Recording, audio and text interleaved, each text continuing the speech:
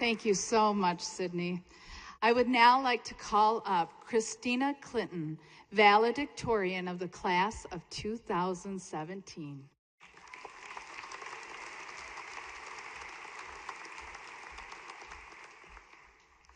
Good evening, everyone, and congratulations, graduates. We have endured so much to get to where we're standing right now. Academically, we all struggled with procrastination at some point or another, and then had to stay up all night to get our work done, or risk not getting the good grade that we wanted. That being said, sometimes we still didn't see the results we were hoping for. So we constantly had to change our habits and work harder in order to improve. But we overcame all of that and successfully reached the point that we're at today. But the struggles weren't just academic.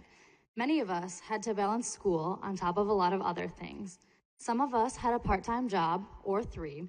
Some of us were 3-sport athletes with daily 3-hour practices. Some of us dedicated our time to clubs or other groups.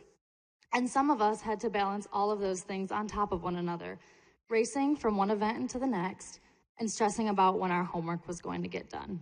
But in the end, we all made it through. And yet, there were still more struggles. The mental toll that school takes on a person, combined with all of those other things we may have had to balance, isn't easy to overcome. We've all endured the hard way what sleep deprivation can do to a person.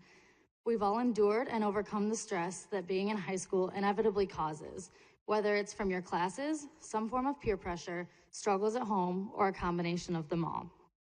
And above all else, we all made it through our cringeworthy middle school phases.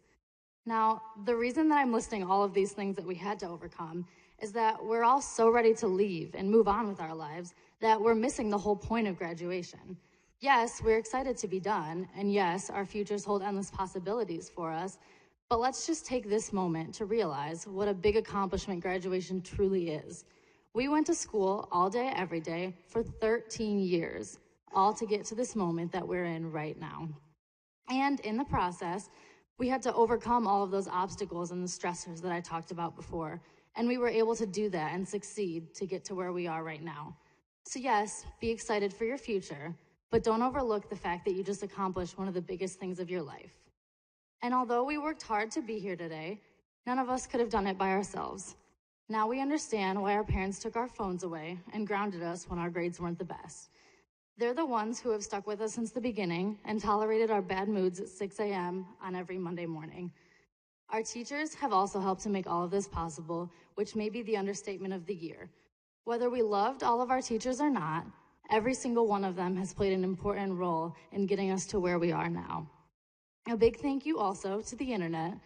Google, Quizlet, and Crash Course were lifesavers at 3 a.m. the night before a big test.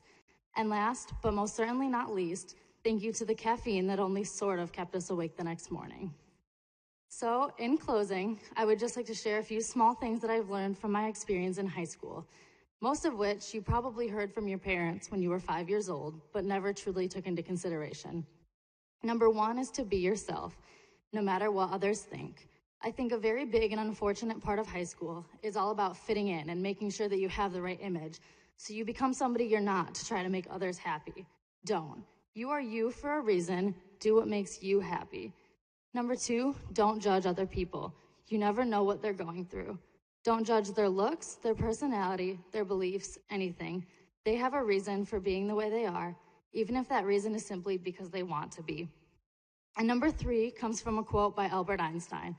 The quote reads, "Everybody is a genius, but if you judge a fish by its ability to climb a tree, it will live its whole life believing that it is stupid." Every single person in this room is smart. Even if you didn't do as well as you'd hoped in school or in anything else, you are smart and have an endless amount of potential. Find something that you're good at and that you're passionate about. Do it for the rest of your life, and you will be successful. Thank you.